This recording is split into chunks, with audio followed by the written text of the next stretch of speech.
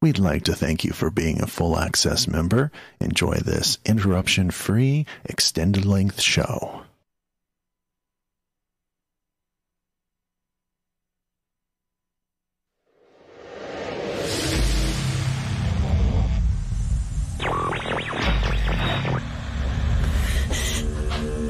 Spirits and More Radio.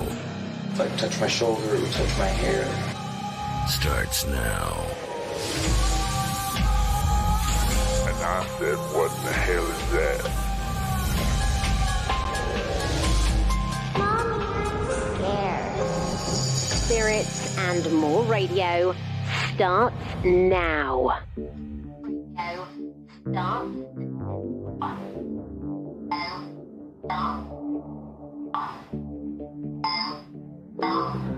And welcome to our 13th episode of Spirits and More Radio. Something is flying in the skies over Chicago, and we're going to try and get into what exactly it might be. Stick with us. You're listening to Spirits and More Radio. We'd like to thank you for being a full access member. Enjoy this interruption-free, extended-length show.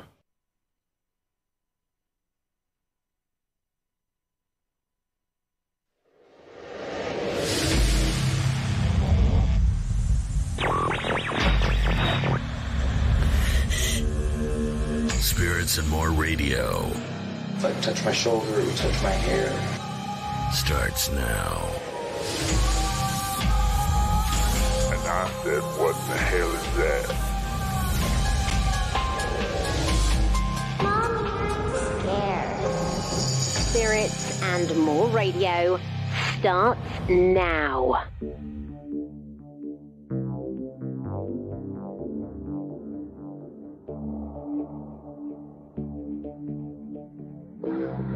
And welcome to our 13th episode of Spirits and More Radio.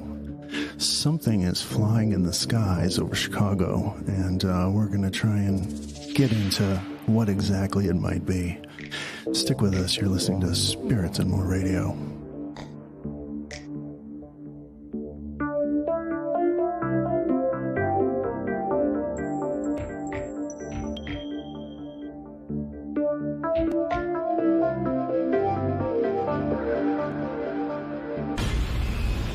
Turn down the lights, if you dare. Spirits and More Radio. And I'm your host, Steve Rowan, and welcome to Spirits and More Radio, where we talk about everything paranormal and just out of this world. So thank you for listening. I just wanted to start by thanking our supporters and also all of those who have given us a review on Apple reviews for podcasting.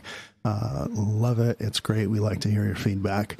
So this is the 13th show, and it's been good. You know, every single time I do a show, I go, God, how am I going to top that show? And we seem to be able to find interesting people and interesting topics. So what we're going to talk about today is flying humanoids. So these are things flying in the sky that look sort of like a human, but not quite. And they've been spotted, at least in Chicago, a lot here in the last few days or weeks, months, I guess. But anyway, it is the 13th show. And so let's try and get through this. I'm not real superstitious, but I'm hoping that we're not going to have any sort of technical difficulties. I'm glad this show is happening, you guys. I have to tell you, I don't get too personal on these shows, but I will share with you that I've been stuck in bed for the last 10 days. I've had back issues, sciatica since 2007, and 2 back surgeries.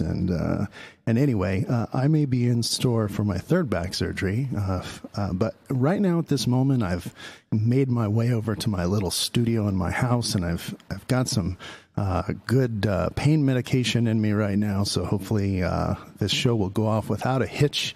No technical issues. We're not superstitious. 13 is going to be a great show. We have Lon Strickler with us today, and he is He's the guy. He's behind this really cool website, you guys, and he's been into this all the time, and he's been doing lots of podcasting. So I feel very comfortable with him as my guest today for this 13th show. So let's get into that. I want to invite welcome Lon Strickler to the show. Lon, how are you doing today? I'm doing fine. Thanks for having me. Oh, good. So why don't you tell people about the website you do? What's it about?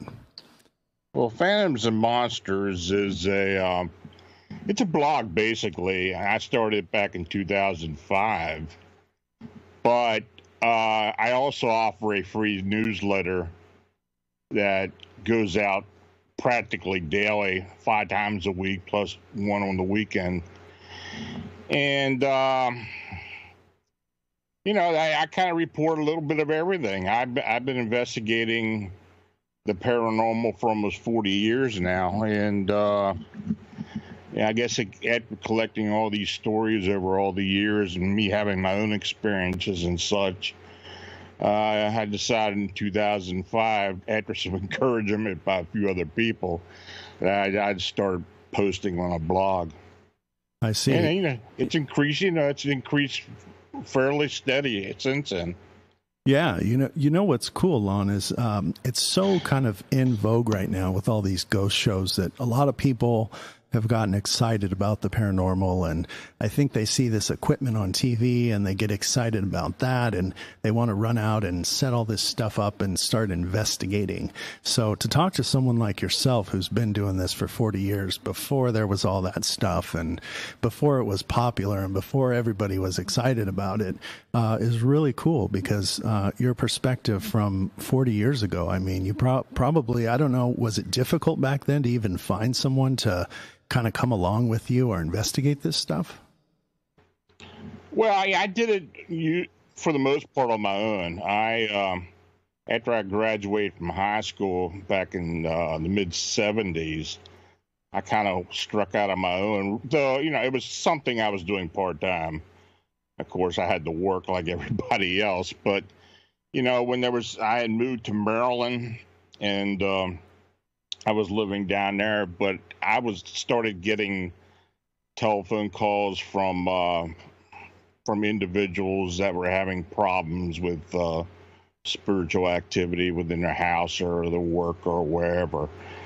And word of mouth got around, because investigating the paranormal was something that was very rare back there. And I mean, there were people that did it, but it's not like it is now. And I was starting to get a reputation that I would be able to help people with some of their problems as far as infestations or attachments. And I started working with some people, and I did it kind of here and there for many, many years. And I had a few harrowing cases, but I sometimes have somebody come with me, but I just kind of, it was just one of these things that I'd do a case here and there, and it's just no big deal. Yeah, and it must have been a lot different. I mean, you're probably talking about the 70s and 80s. Yeah. Back then, I mean, when someone called you and said, hey, we're having a problem, I heard you might be able to help us. When you show up back then, it was probably just a notepad and maybe a tape recorder, because I mean, even back then, a portable video camera was a expensive deal.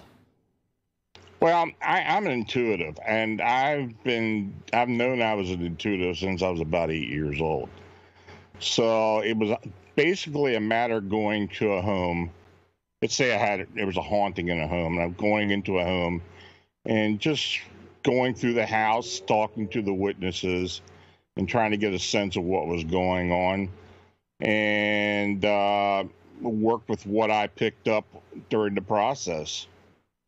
So you would use more of your intuition than, say, physical, looking for observation of a ghost. I mean, more of your information came from your intuitive type connection you have. Yeah, it was both. It was intuitive and as well as observation. I see. And when did you first realize you had an extra sort of intuitive capability? I was 8 years old. I was out at Gettysburg battlefield, and I used to go out there a lot when I was a kid because I lived down the road. I used to get on my bike and ride to the battlefield. And one day I was out in an area where they call Death Valley, which was in between Devil's Den and Little Round Top. And I was on my bike just observing, looking around, and I just started to sense the activity during a battle, and it was so real. All my senses were heightened. I was hearing gunfire, cannon fire.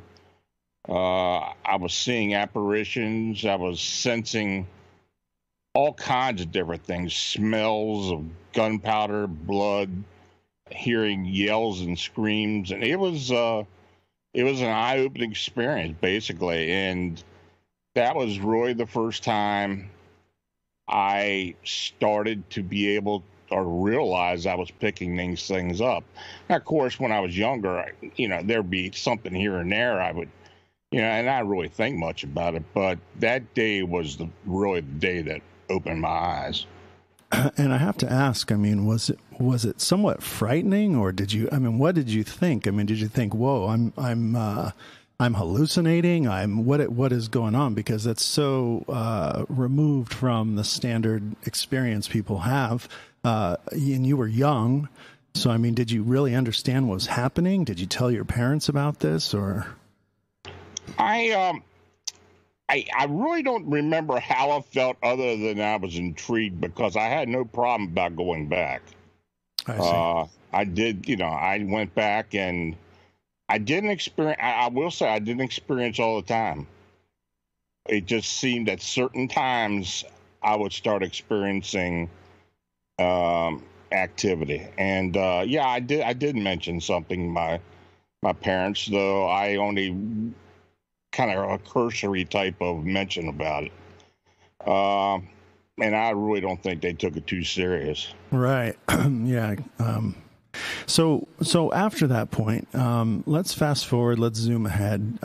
Tell me about your first paranormal experience that was, when I say paranormal, I say maybe like ghostly experience, spirit type experience. What was the first thing that you personally experienced?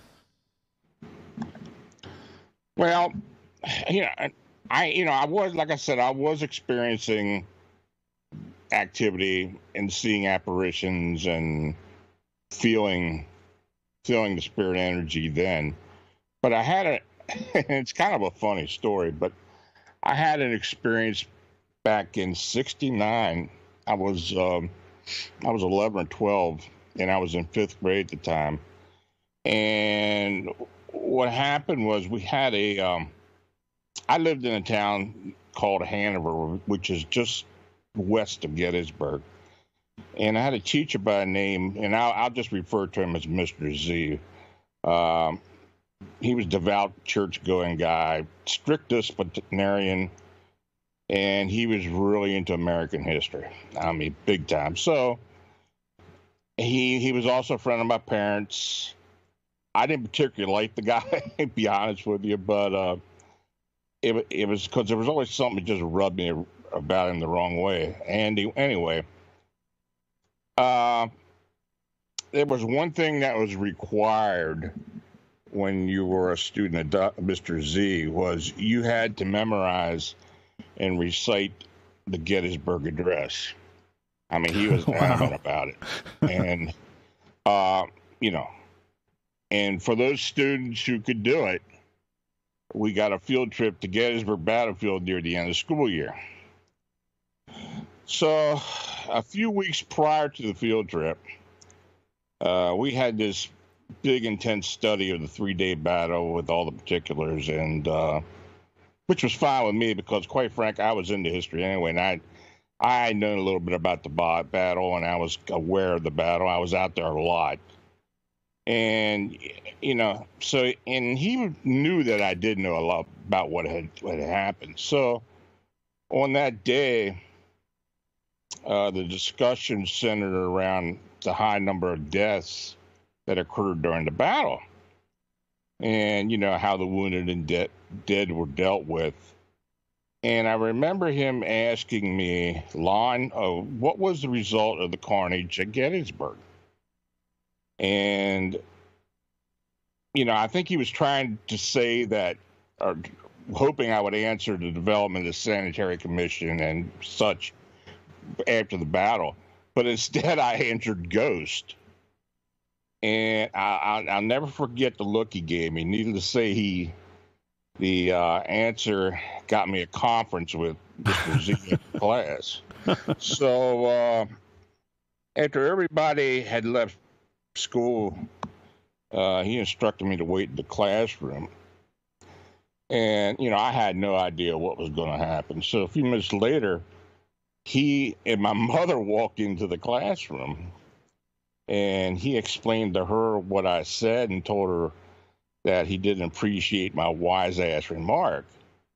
I didn't say anything other than apologize and promise never to talk about it again. So when I got home, my mother, she didn't really say much about it. So,